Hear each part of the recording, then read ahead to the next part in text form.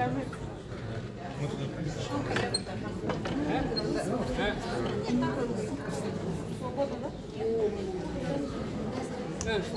я не буду. Поздравляю, конечно.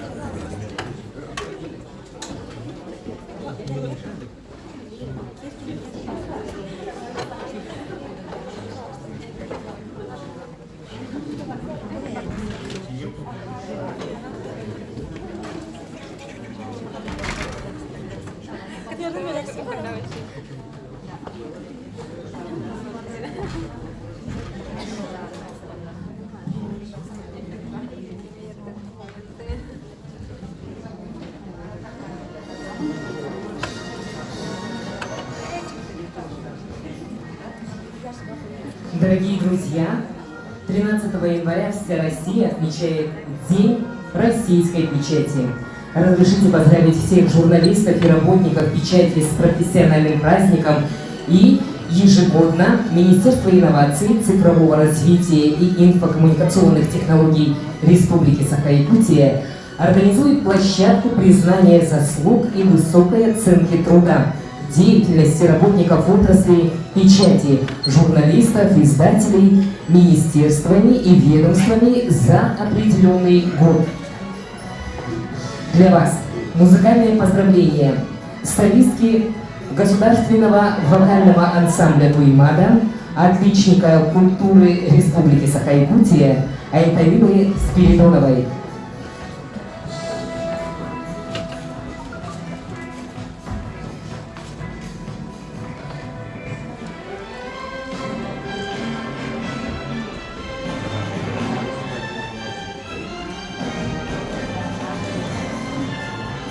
Еще раз поприветствуем в этот праздничный день нашу дорогую гостью.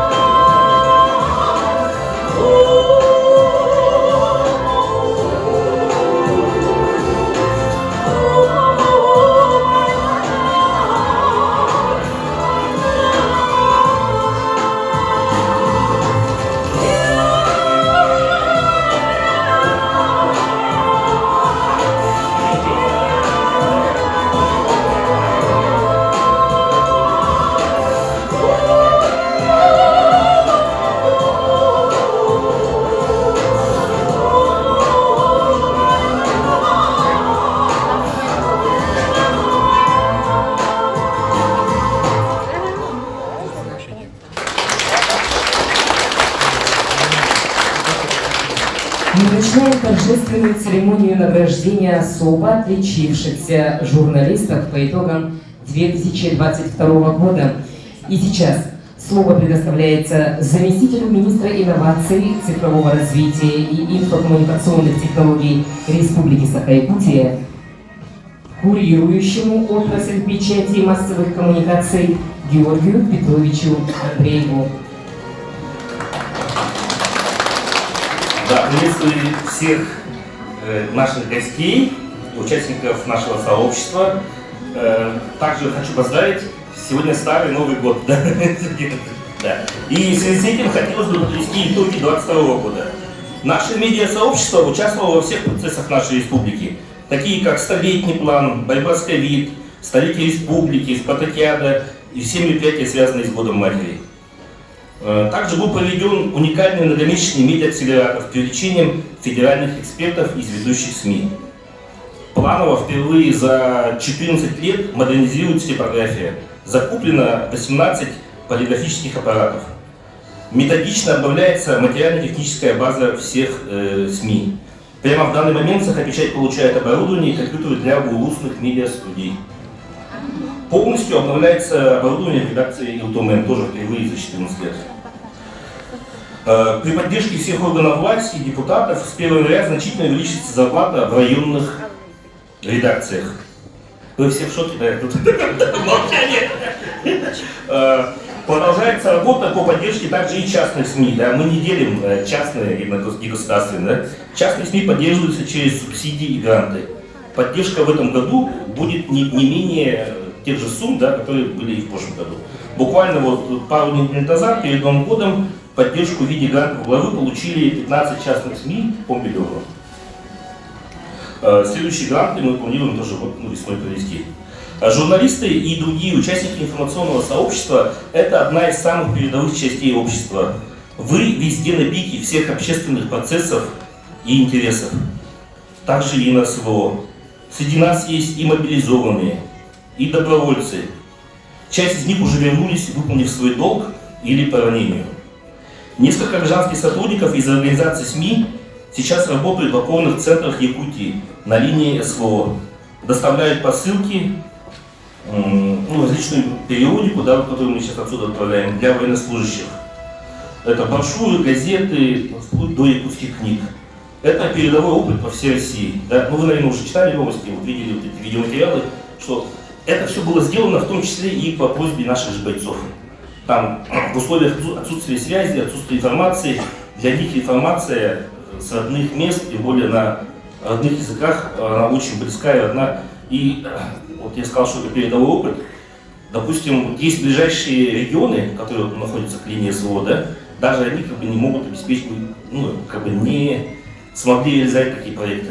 А вот мы из Якутии доставляем свежую прессу раз в неделю на передовую нашим бойцам свежие газеты. Так. Также, если вспоминать традиции, у нас есть традиции воинской журналистики. У нас в Якутске есть даже 2 сквера военным журналистам. Это возле НВК. Вот мы сейчас находимся в здании Дома печати. Сбоку, где есть Сергей, да, есть специальный бронзовый, на стене бронзовый монумент. И там указаны имена всех наших военных журналистов, которые участвовали в Великой Отечественной войне. Да.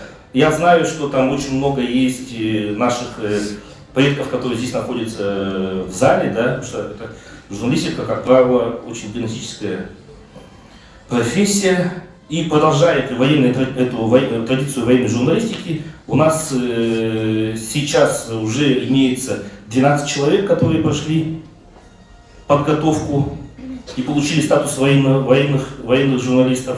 Да, в том числе вот они вот здесь у нас с вами сейчас находятся. Часть из них тоже активно, буквально с первых дней выезжают и общаются с мобилизованными. Это буквально все с первых дней все это началось. Это повторяя тот тезис, что журналисты у нас всегда вместе с обществом. Если вспоминать истоки праздника, это 1703 год. Первую российскую печатную газету, редактором которой был сам Петр I, она называлась «Ведомости о военных и иных делах Московского государства». то мы также вернулись к традициям, да, и запустили свой такой проект газетный, это «Якутский защитник». Можно сказать, мы вернулись к истокам. Спасибо всем журналистам и организациям, да, кто в этом процессе участвовал. Будут и новые номера, да. Сейчас